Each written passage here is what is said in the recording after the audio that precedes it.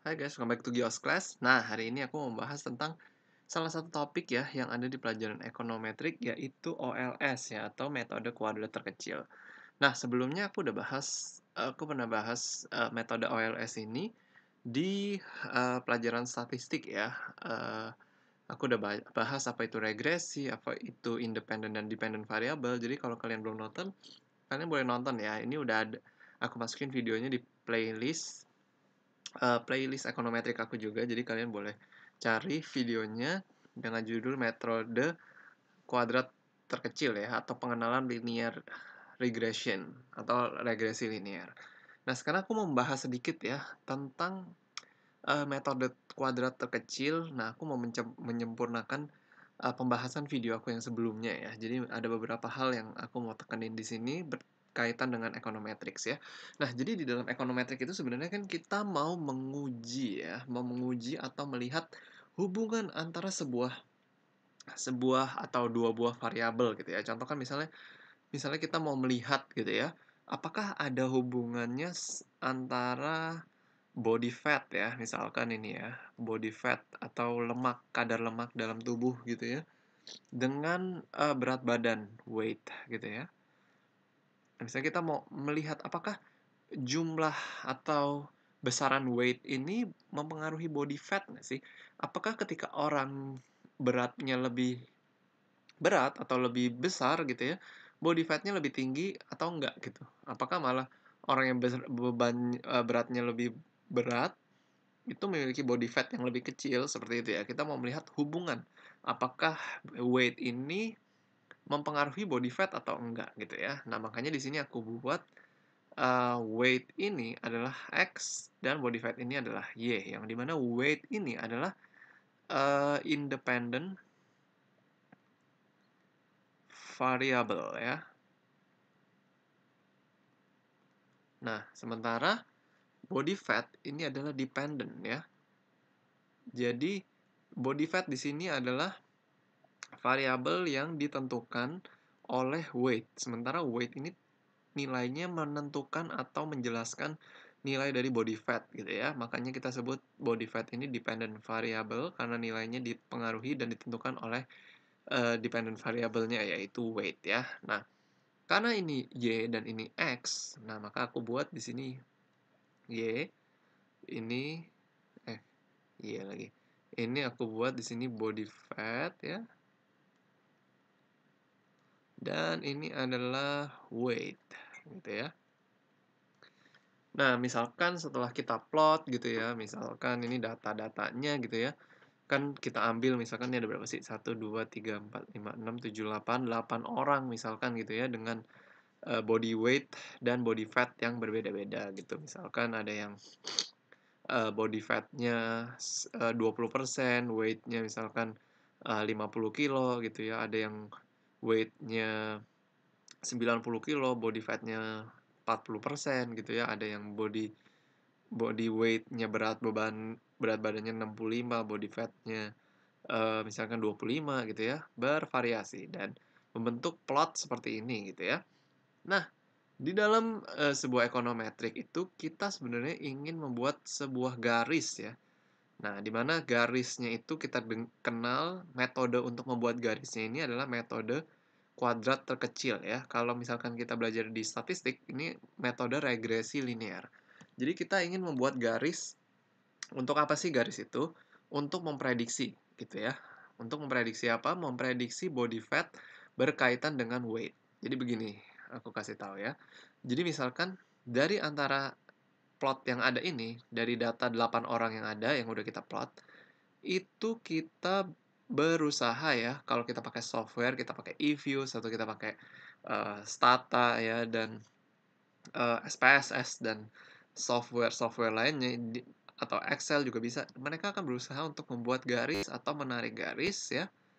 Nah, kira-kira menarik garis seperti ini yang kira-kira nih ya, yang kira-kira jarak dari garis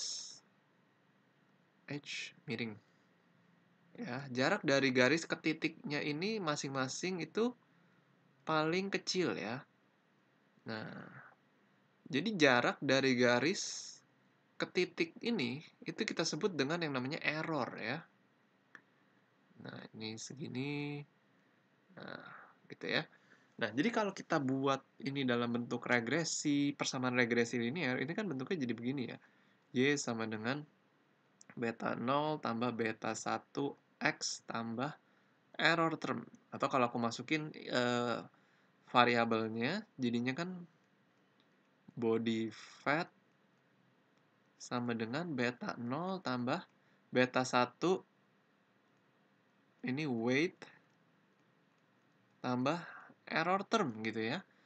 Nah, garis ini yang kita bentuk ini, kalau kita pakai software juga bisa. Nah, itu adalah garis yang namanya garis regresi linear yang akan menghasilkan nanti nilai dari beta 0 dan beta 1 sekian berapa gitu ya misalnya, di mana beta 0 dan beta 1 itu akan menghasilkan error term yang paling kecil gitu.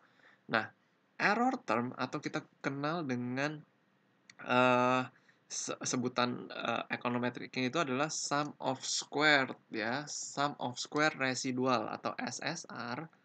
Ini sama dengan error term atau singkatannya adalah sum of squared residual. Kenapa disebut sum of squared residual? Karena begini. Kan tadi aku bilang ya, ini jarak dari titik ke garis itu namanya error ya. Jarak dari setiap titik ke garis itu namanya error atau simpangannya gitu ya. Jadi ini kan nggak mungkin dia persis sama, pasti ada simpangannya, ada jaraknya. Nah, ketika jaraknya ini kita bikin kotak ya, atau kita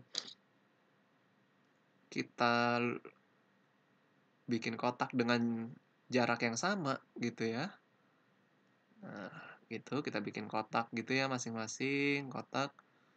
Nah, ini agak gede nih kotaknya ya. Nah, ini akan membentuk persegi. Masing-masing akan berbentuk persegi ya. Nah, persegi ini itu kan kalau luas persegi itu kan sisi kali sisi ya. Nah, ini sisi kali sisi ini itu kalau kita luaskan itu kan satuannya adalah kuadrat ya atau square. Nah, itu namanya kalau kita jumlah semua luas dari kotak ini, itu kita mendapatkan yang namanya sum of square residual.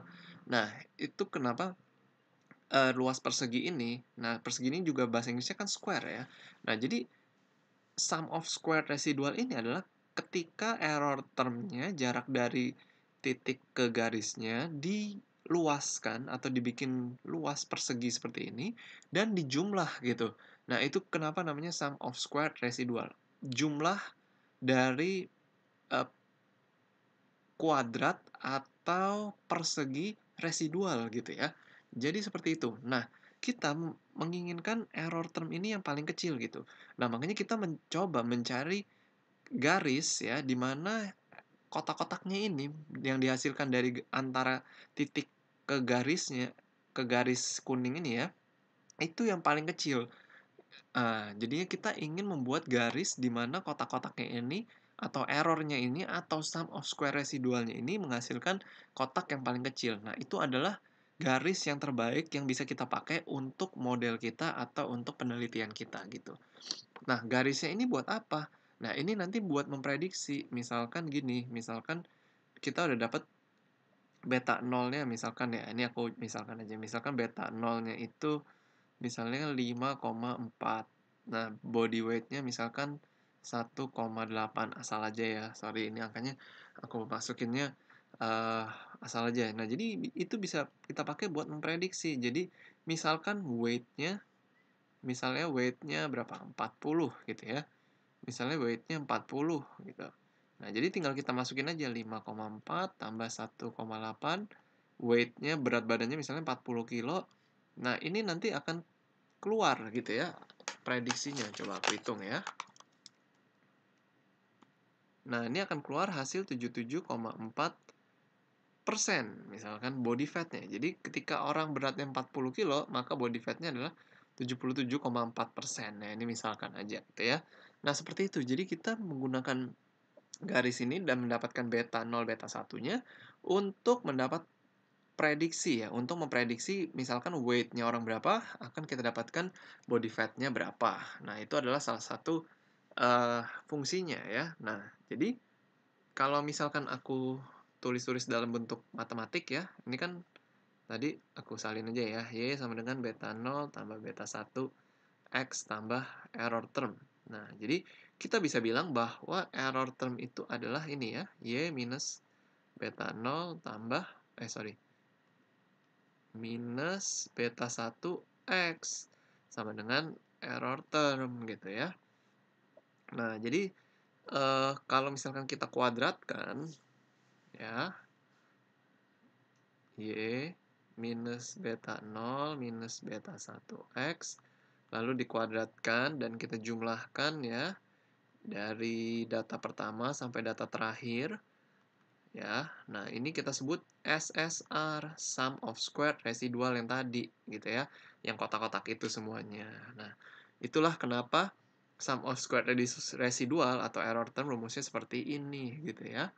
Dan seperti yang sudah kita waktu itu aku jelaskan juga, kalau kita misalkan untuk mendapatkan sum of square residual terkecil atau kotak-kotak dengan luas dan bentuk paling kecil, itu rumus beta 0 sama beta satunya adalah ini ya. Beta satunya rumusnya adalah sigma I1 pangkat N XI ya per kurangin X bar YI kurangin Y bar ya bagi sigma I sama dengan 1 N XI minus X bar kuadrat ya. Nah, ini untuk beta satunya. Beta 0 ya. Sorry ya, ini aku pakai tanda ini berarti artinya ini adalah predicted ya, prediksi ya, bukan dari Y bar. Ini artinya rata-rata ya, bar itu rata-rata artinya beta 1 terus X bar. Nah, ketika kita menghitung dengan menggunakan rumus ini, maka kita akan mendapatkan error term atau sum of squared residual yang paling terkecil untuk model kita. Nah, kira-kira begitu sih penjelasan aku tentang OLS ya, metode kuadrat terkecil ya. Kalau kalian masih ada pertanyaan, kalian boleh tulis di kolom komentar ya. Thank you guys for watching this video. See you again in the next video.